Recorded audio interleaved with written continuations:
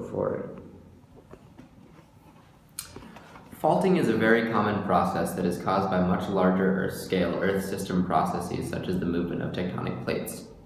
In your hands, you have the two pieces of a model that demonstrates the processes of normal and reverse faulting, two of the most common kinds of faults.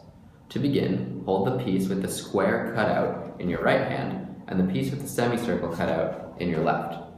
The cutout should be facing upwards. Position the cutout in your left hand so that it faces to the left and the one in your right hand so that it faces to the right. Now, bring the two pieces together. This is the starting position. The right side represents the footwall of the fault, and the left side represents the hanging wall. To a geologist, the hanging wall always moves relative to the footwall during faulting. Notice the strip of textured paper on the bottom of each of the two pieces. Before faulting, this strip should remain connected on both sides. It represents undisturbed stratigraphy in the rock.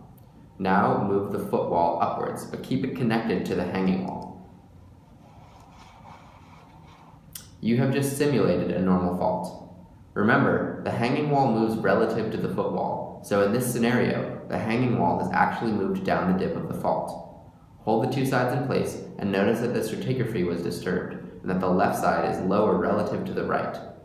This is what happens during normal faulting. Return to the starting position. Now, move the hanging wall upwards along the fault plane. This is a reverse fault, or a thrust fault. The hanging wall has been thrust up the dip relative to the footwall, and this motion is reflected in the stratigraphy.